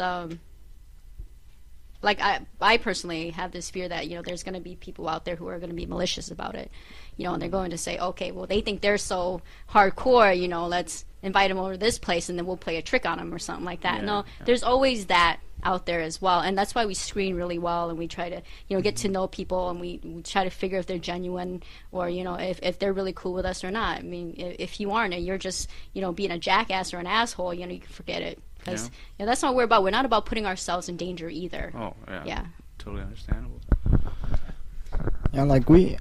I guess the big thing is a lot of people do look, obviously because the threats that we have gotten, some people feel like what we do is kind of rude, and from a spiritual perspective, and we want them to understand that we're not trying to be rude, and like I said, it's really more of a information gathering session than anything else. It's not meant to come and offend anybody, or come in heal anybody, or come in scare ghosts away, or anything like that. Or stir things up, and it's really just to come and collect information, and that's really all we're trying to do. So I mean that's pretty much what we're about. Would you guys be open to investigating like cemeteries? Have you guys done that before, or do you think it's not a good idea? I'm sure we talk about that all the time. I mean, we'll only do it under certain conditions, because one of the deal breakers is if it has any legal issues to it, then we'll probably bail. Or if you hit us when we're feeling kind of dangerous and adventurous, then we might. No, and I've done it just from the outside of the fence. Again, conditions are, permission has to be granted. We have to be within the rights. You did it outside the fence because permission wasn't granted? Well, the sidewalk is free. Oh, I would do it outside the fence because I was too scared to be No, we didn't. We had the option to either jump the fence or investigate from the outside, and we decided to investigate from the outside, which, the claims of this cemetery happens outside the fence anyways. Oh, really? On the corner, not in the cemetery, but on the corner of the cemetery. So that's why we have to stay on the outside. But no, I'm not opposed to it. I don't think any of us are opposed to that either. I mean, obviously with this podcast, it was a unanimous decision. It wasn't just myself saying yes and then everyone kind of filtered in. It was, hey, we have this going on. So we do talk about these issues and make a decision on it as a group. Yeah, cool. Yeah, I mean, and my concern about doing cemeteries and stuff, and not that I'm against it or anything, I think it would be kind of cool, but at the same time, you're talking about a very large environment here, and there's just way too many things to be left to interpretation, and you're going to obviously have a lot of people with different experiences because it's such a big environment. Whereas like in a house, it's a smaller environment, and you can't control what goes in and out and what's occurring and stuff like that. Whereas a cemetery, it's outside. It could be a rat, it could be a mole, it can be a bird, there's just way too many things going on for the evidence to be pure. For the two-headed man that walks the cemetery, it could be him too. That was a raccoon, man. That was a raccoon. Two-headed raccoon. Because, people see all sorts of stuff in the cemetery, but again, there are people who, crackheads walk in the cemetery at night because, they're on crack. They're not scared. They're going to walk around. And some people may look at a crackhead and be like, hey, he looks like a ghost because he's all in shambles and stuff. Well, it's probably just a crackhead. I mean, it's just, there's too many uncontrolled variables that, that will cause for misinterpretations. Yeah. Well, I hope you guys will get leads from this podcast. I'm hoping that those of you watching will share it on your Facebook personal page, the status, Facebook status area, and that you guys get more leads and genuine leads so that you guys can present the data that I think is very important for our community to see. And I appreciate you guys coming out here, man, because I hope you guys didn't think that, is this guy going to make fun of us or tease us? But I was very genuine as far as like wanting to meet you guys, because I haven't heard of any Hmong groups out there or Hmong people that has the balls to do this kind of stuff. You know what I mean? So I appreciate we screened you pretty well, man. Oh, did you? Yeah. We Googled you. No, but I have history with Chewy. You know what I mean? We've done things together, Okay. music and Cool. so yeah, I'm glad to have met him again. I think it's been almost 10 years since the last time. Yeah. Hey, thanks for having us on, man. Yeah. So any final words to the people that's watching before we shut this down? Don't be afraid to ask questions. I think to move in any direction or to put yourself ahead, just future thinking wise, ask questions. You got to ask the right questions. Don't be afraid to ask questions. Be willing to challenge everything in a healthy manner or way, of course. All right. Critical thinking and research. Use Google. Use that same machine that you get on Facebook and you put your drama up there and stuff. Use that same machine to look up stuff, learn stuff, see other people's perspective. Really use critical thinking when it comes to things like this, because that's going to be your saving grace when it comes to, trying to prove a paranormal event. People are bitches. I guess I got nothing. Just don't eat chocolate off the sidewalk. It might not be chocolate. All right, folks. Thank you for checking out this podcast, and stay tuned for the next one. Okay, take it easy.